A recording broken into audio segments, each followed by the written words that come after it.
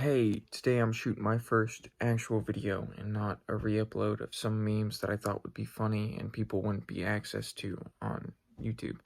Um, Today I want to talk about the big four of my generation. The big four, as many of you know, in my generation at least, are considered Regular Show, Adventure Time, Amazing World of Gumball, and a little more on the controversial side, Steven Universe. These shows really impacted a lot of our generation in different ways. Some of them are looked on poorly.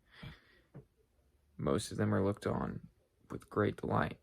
But the thing about these shows is that they really changed us and they grew with us, which is something that didn't come with the generations before. And honestly, didn't really come with the generations after. The generations after kind of went baby mode.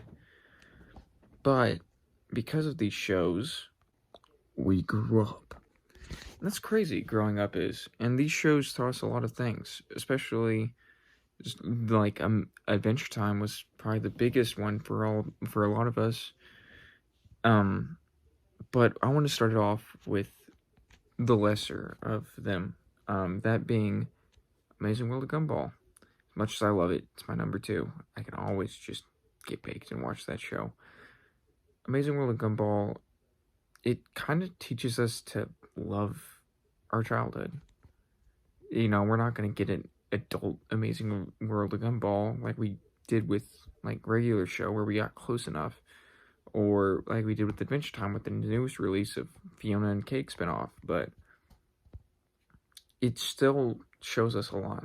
And that's accepting our childhood and the fun that we had with it, and the fact that it's gone. It's not like Adventure Time where we'll still get spurts of it later on and shit. I think it's gone. You know, we keep getting hints at it coming back, and we might get it coming back for a little bit. But for the most part, it's gone. And it's fun, it's exciting, and there are indie windows into our adult life that we had throughout our childhood, but they're gone. Then there's Regular Show. And Regular Show is crazy, because Regular Show is probably my least favorite of all of them, but I love it so much. Between all the indie windows into real life and the way that it like interprets things in a childlike way, it always stuck with me. And it kind of grew on me in my later life. Honestly, I liked it more as a late teen than I did as a young child.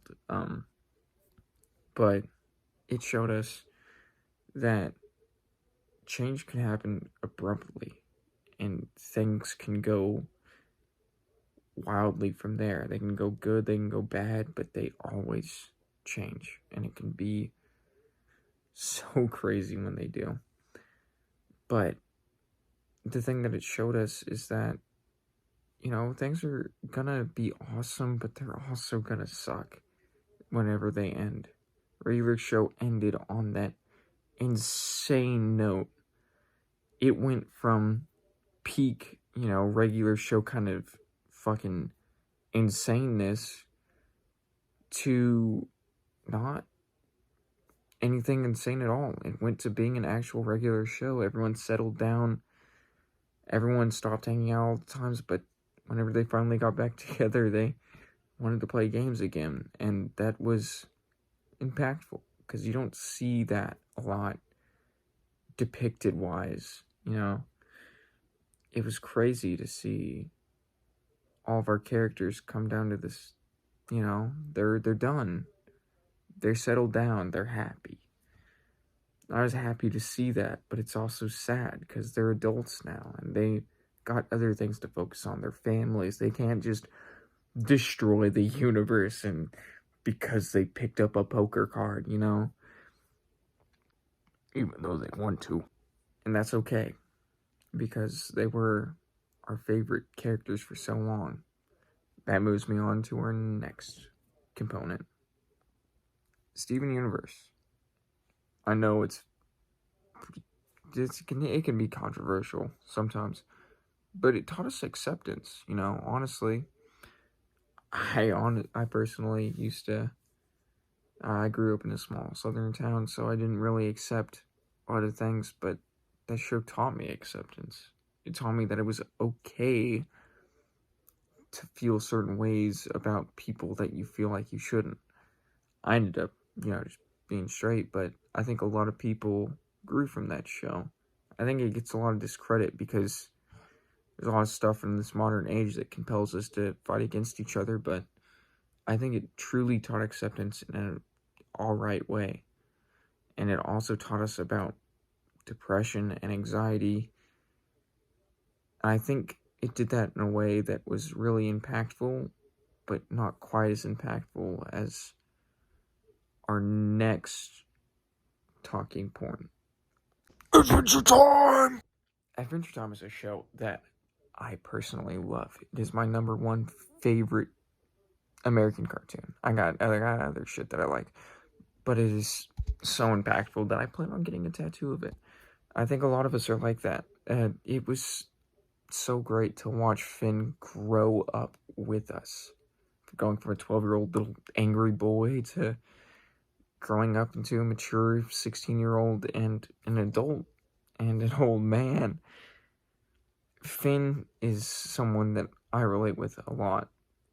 He does stupid shit, he messes up, but he grows, and that's something that you don't see a lot of anymore. And I'm so happy to see that in cartoons and evaluated on, between him moving on from Bubblegum to him moving on to Flame Princess and messing that up, and him wanting to fix that, but it not being fixable, and him being upset by that, and him moving on and growing, and Marceline and Bubblegum getting together, and the, acceptance in that. Everything is so perfect about Adventure Time. It's honestly hard to talk about. But the thing that I think it did the best of all is death. Death is so poorly looked on, and Adventure Time handles it really well. From the line that Friend speaks of at the end of Together Again, of him saying, I think it was something along the lines of, "That's true, but deep down I kept waiting for the day that I'd see you again." And when he said that to Jake, I teared up a little bit. I'm tearing up a little bit now just thinking about it, because I think that's the way that we all feel about things that come to hurt us, especially death. Not being able to see that person again is hard. It's hard to accept, and it's harder to come to a realization that they're not coming back.